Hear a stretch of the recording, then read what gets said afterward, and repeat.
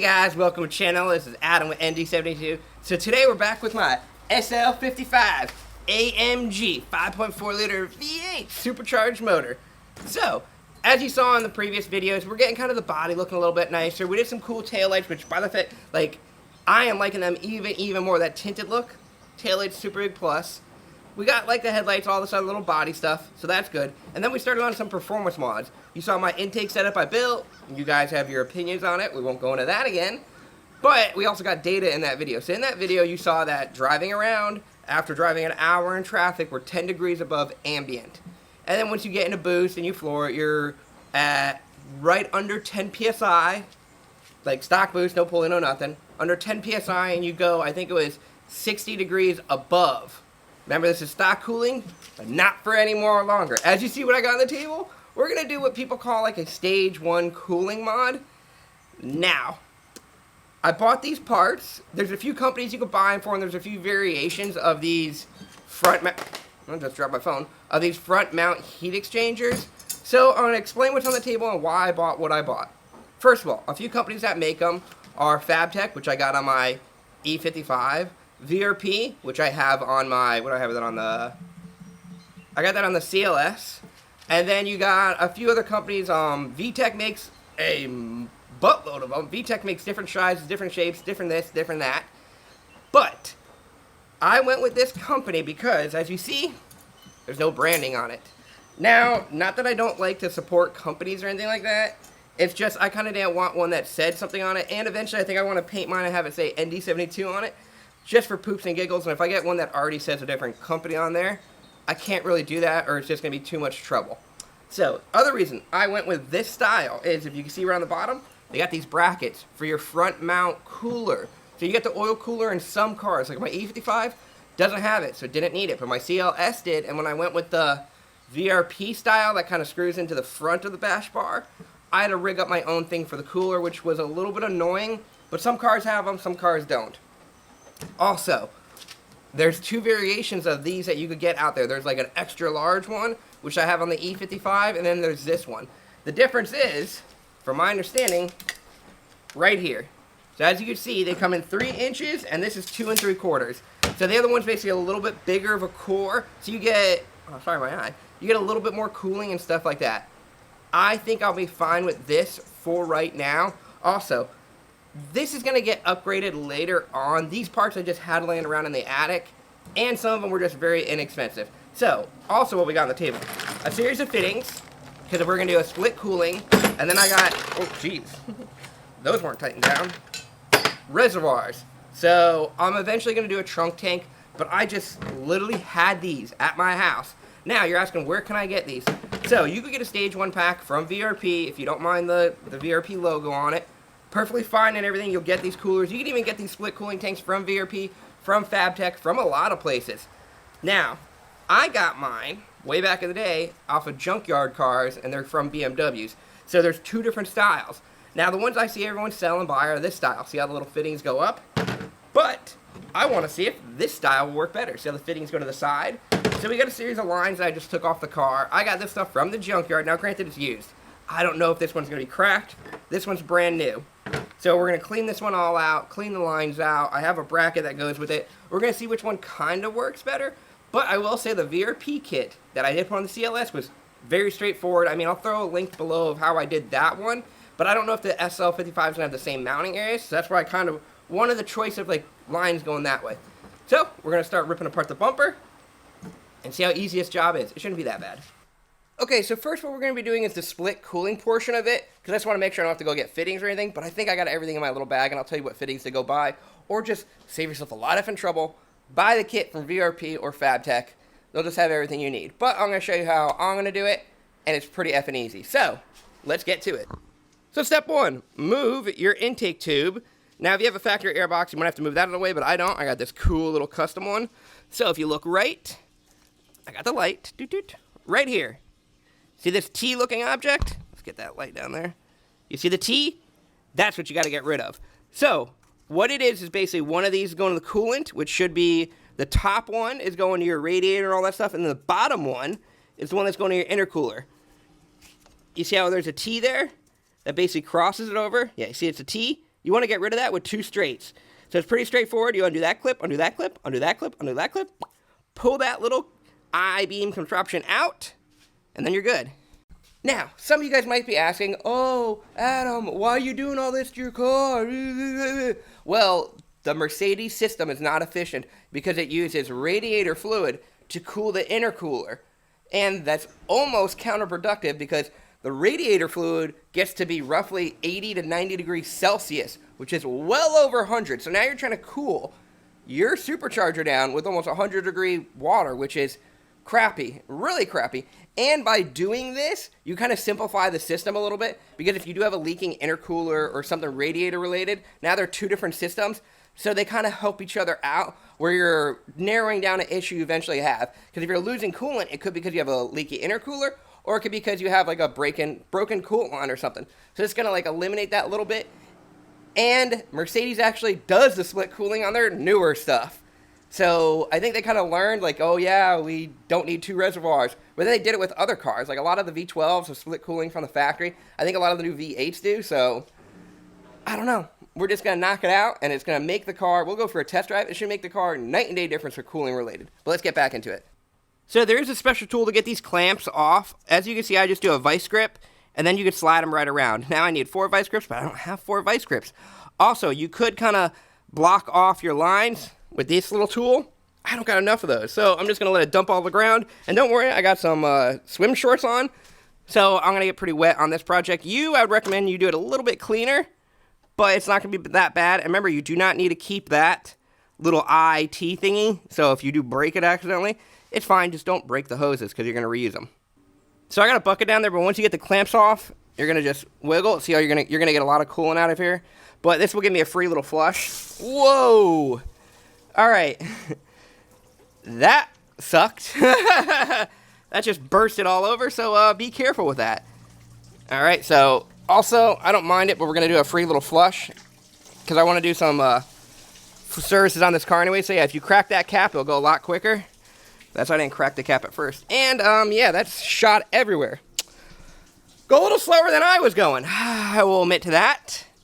But we're going to let that all drain out. Then we're going to get this stupid T out of the way and go from there. All right, now we got our little T eyelid thingy out. And we're going to be replacing it with 2 straights. So how the system goes is basically you'll have coolant going this way for the cooling system radiator, and then you have your intercooler system going this way, and then they just tee off and share everything. So now with this straightness, you basically disconnect the T, and now you're making it their own separate units. So it's pretty effing easy. You took your T out, and you just put this into the place and put the clamps back on, and then you're done with the split cooling part, and then you gotta do all this. Bam, you are literally all done. Now, you see these little clips down here, if I can actually show you. See right down there's a clip, so you can put everything back in, but man, that just looks straight up factory. And now you have a split cooling system. Da, da, da, da. No, you're not done yet. Now you have to, if you see this one, this is depleting the supercharger. So now we need to get a straight for over here and a cap for over there. So then that won't be the self-bleeding system anymore. Now you just got to bleed it from the reservoir. I mean, I'll show you how to do that also. So this is the whole line that you're going to be taking out. This is the ones that go to the coolant side. This goes to the intercooler side. So all we're going to do is the same thing. You just get a little straight piece, and you're going to put it right in there. And then I got this little valve just because I want to try this. I'm going to put it instead of a plug for the supercharger, so then I can open and close it if I ever do want to bleed it from there again. And I think that would just be nifty. If I don't like it, I'll throw it away. This is just literally what I found in my bag of scraps and stuff. But not bad. And bam! I wish I had a black one, but the white one will work just fine. Not saying the black ones work any harder, but it's just, it would have looked a little bit cleaner. So here's I don't know how I feel like, but my theory is behind this. If I ever do need to bleed it from here, I could put a hose on there and then open this little valve. This is rated for gas. Pretty sure this was for my lawnmower, like it was something I bought for it at one point. But I'm just going to zip tie it right down there when I'm done, and you'll never even notice. Granted, it's red. But now we should be all done with up top, so now we're going to lift the car up and go underneath. Now, I don't know if I got to rip off my bumper to do this. On the CLS, I did just because how you mount it into the bumper. So I'm hoping I can just go up in the air and drill it out. Or not drill it out, but remove it. Oh yeah, one other thing about the SL55, how the cooling system works for the intercooler. So you got your standard, like my CLS and my E55 came with an intercooler right there, okay? These do not, from my understanding. They literally have a heat exchanger in the center that is huge. So, adding this is going to make it so I have twin heat exchanger setups. And I already talked to VRP, or not VRP, but VTech. I talked to VTech, and he offers an upgrade slide in from back there. So if I do need more coolant, most likely down the line, I am going to buy that one. And if mine does crack, but right now, I want to try out this, because first of all, I'm going to be adding this anyways, but I like the way I look of it. So we're going to go up in the air and see how easy it is to install. And if I have to remove the rear bumper, hopefully I don't. Alright, so the way it's looking, I got to remove the bumper, just because this cooler is blocking everything, unless I want to start cracking all the lines, but I'm just going to remove the bumper just to make it easy.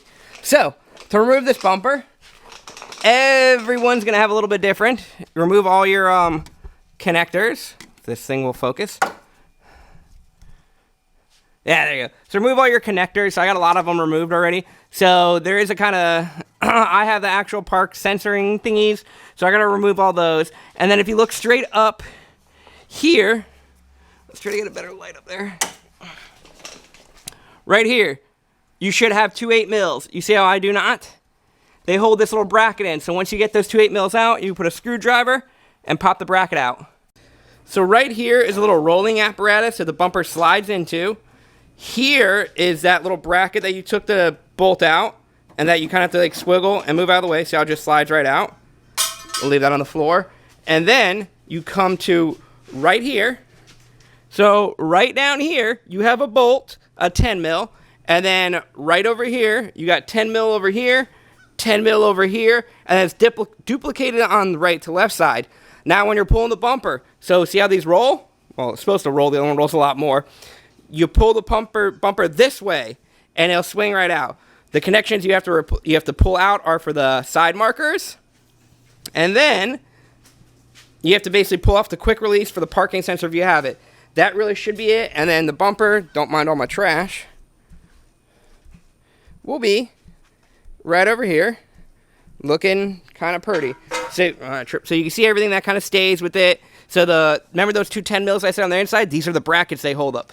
So you need to take these 2 10mm, which they suck. I didn't even notice them at first. So you got those 2, and then those 2, and then here's the 10mm for the bracket. So not bad, but now we got the bumper up, and now we can kind of see some stuff. So by looking, looks like my bumper was sprayed at one point because there's some overspray on my pump. Now, you might have been able to just drop this cooler from breaking these lines and all that stuff. Wow, this has all been sprayed. I don't think it's supposed to be silver, so that's unfortunate. But now we're going to start getting the intercooler set up. So from my understanding, I need to undo these brackets that hold this cooler on because they're going to be mounting differently. And then the mounting holes for the cooler are right over here. I mean, for the heat exchanger are right over here. So we're going to start by taking these off. These look like all like 10s. So we're going to do that. And then we're going to have this cooler just kind of hang, because I'm pretty sure you need to take off all these grommets. We'll knock that out right now. All right, so now we got the cooler that kind of hangs pretty easily down. You shouldn't have to worry about zip tying it up to anything. It looks like it's pretty much fine. I think we might also have to break these down, but I first want to get the intercooler mocked up, because I think I have to trim over here a little bit. But next we're going to do these bolts, which looks like 17 or 16s. So we'll knock those out and start mocking this bad girl up. Okay, so to get these out, you see right there? Yep, there's a 16mm bolt that literally is the other end of this. So you have a 16mm, a 16mm. So you're going to take these out, just leave them there, and then you're going to do both sides, and we'll help mock it up. Okay, also, so right over here is where the intercooler's got to go. So this whole sheeting will not work. So we're going to trim this up, basically up and over here so lines can go all in there. And also I took off the brackets over here for the cooler. It's pretty okay hanging there. So I'm going to trim this up. Now you can do it really clean while I make a perfect holes for basically the tank ends to go into. I'm just going to cut that whole area up and leave it at that. Alright, so now it's installed. It's pretty straightforward with those holes. Now, a little bit of a disadvantage with my kit. If you can see my brackets, I had to spin them around because it wouldn't hook up, it wouldn't grab it to the cooler. But now they grab, and like this cooler's effing steady.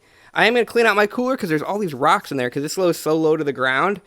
But it's looking pretty bad. I mean, pretty badass. Pretty cool. Also, what I recommend, you do a center line because you do have movement rights or left with it. So I did that. Now we can start working with the plumbing issues. Not really issues, but just what we have to do for plumbing. So here's the pump. We just got to figure out what line goes where. And most likely what it looks pretty straightforward if I'm lucky. I'm just going to say if I'm lucky, I could just cut here. And then it'll shoot water through there. And then I just cut here and I just tee it up. But I'm going to look over our diagram and see exactly how the factory one's supposed to flow. Okay. So now we're looking at the layout of how the water is going. So this hose should be hot. Water coming from the supercharger. Then it goes into the back heat exchanger. Comes out here as cold. Goes into the pump. Gets spooled up. And then shoots out up there to go into the supercharger. So, and just so you know, I'll put a diagram somewhere on the screen. And I'll stop so you can look at it.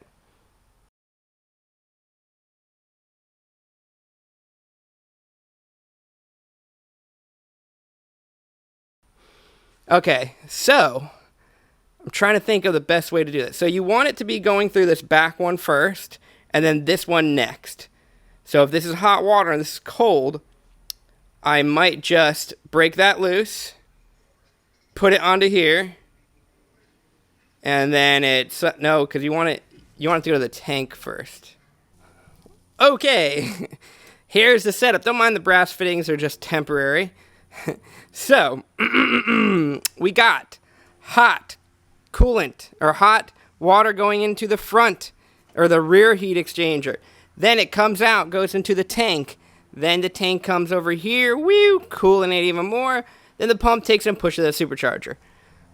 So it should be pretty effing efficient. Now, here's where I mounted my tank. I used the diagonal one, not the up and down, just because it was easier with one of the bends. I did have to get rid of one of the horns. But it fits in there nice and snug. You could change it around. You have so much room to move it over here, move it over there, wherever you really want it. This is just where I had it. Now, to access it, I will have to remove the grill every time, which kind of will suck. But I'm going to go to a rear-mounted tank soon enough. So that's just temporary. I just had the parts laying around, and I want to do a split cooling. So it's not that bad. We're going to flush the system, turn it all on right now, and make sure it actually all runs and no leaks. All right, we got it in position 2. The pump is running, as you can hear. Now, if yours doesn't come on with position 2, mine is just set up that way. You just have to go in the star system, or you just hot wire it, or fire up the car. But we're flowing pretty good if you could actually see in there. It's kind of a crappy angle. But we're flowing pretty good. Not bad. I'm going to fire up the car, bleed the coolant, bleed everything out. And I'm going to start throwing the bumper on, but it's working pretty good. You can just feel the flow, like, pretty aggressively, like squeezing it. Can you hear that? It's not bad.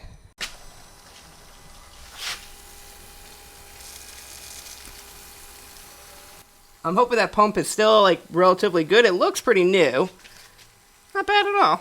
So, we'll fire it all up, like I said, and then go for a test drive after we put this effing bumper on. And basically, it's going to be reverse order. All right, we got it all put back together.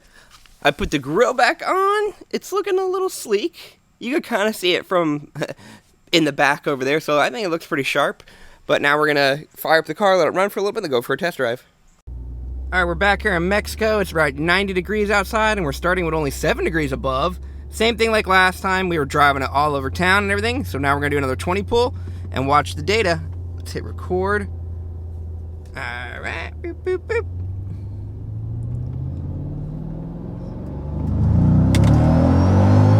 Again, it fell.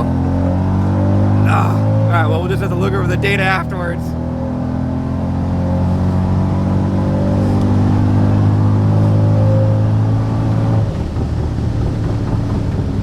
Kind of want to look over to see the cool down. Doing too many things. Oh, we're cooling down really well. 122, 123. Go back up. Yeah, we're cooling down pretty good. All right, let me stop the recording and we'll go over the data. All right, we're going to kind of go over the data. It was also like 99 degrees. So we're roughly like 9 degrees above ambient when we start. We're doing a 20 pull. I already hit it. Bam. Bam, bam, bam. Boost going up. We're doing basically the exact same pull as we did before. All the way up to roughly 130. Okay guys, so now we could go over the data a little bit. So as you saw, we did the same exact type of pool, same exact road in Mexico, and it's literally the day after when I shot my intake video. So the temperatures were like 1 degree higher today, which is basically the same. And as you can see, I did the same thing. I drove around town. I did literally the exact same thing, just the next day. But this time we did the same pool up to like 130, a 20 pool, and we had 9 psi. It was almost exactly the same, except the cooling. If you notice, it only went up to roughly 115 with the car in throttle going. So it maxed out at 115 for air intake temperatures, which is extremely different than with no split cooling. That is roughly, I think we did like 139 or something. So like a 20, 30 degree difference in temperature, which is fantastic. And then you saw like it kind of went to like 125-ish when I let off the gas. Like, I guess like a little bit less air was going and whatever it really was. So then the cool down just dropped a green, like dropped right back down. So the cool down is so much better.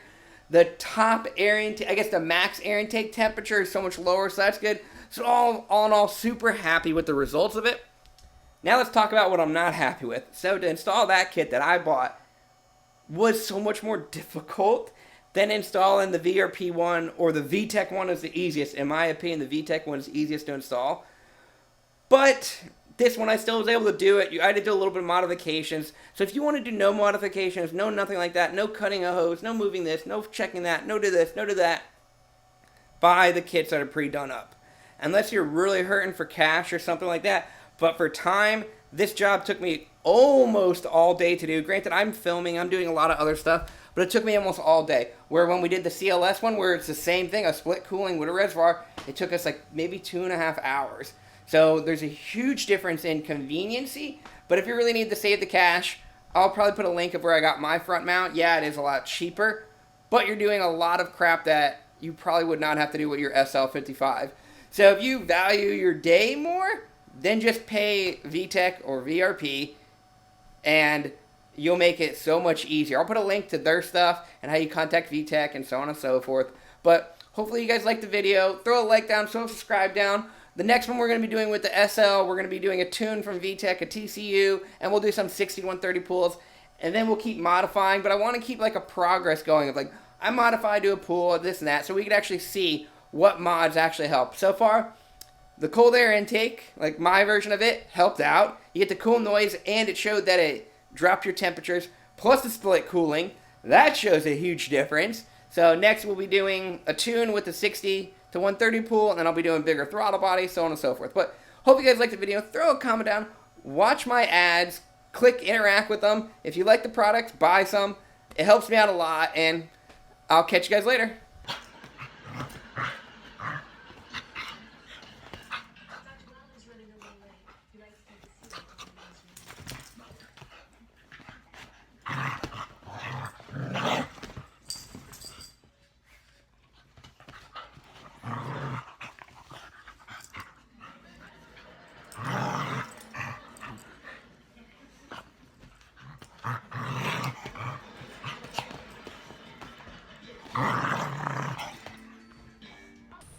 Hey guys, thanks for watching these videos. At this moment, clearly if you're watching this video, you must own an SLK32, a C32, an SRT6, or a Crossfire.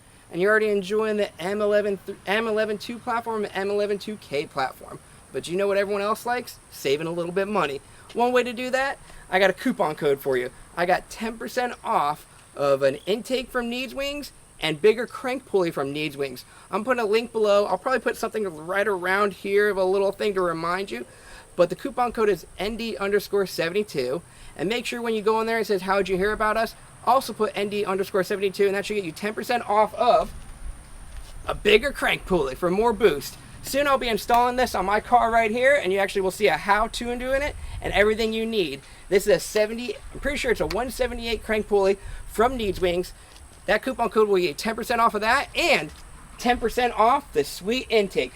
Not this exact one, because this is mine, but you'll be able to get the Needs Wings dual intake for 10% off. Pick whatever color you want. I like my color. I can't remember what it's called, but I think it was like candy red. And this kit is very easy to install. I made a video of it, or basically you're watching that video right now. So hope you guys like it. Remember, Needs Wings website, coupon code is ND_72.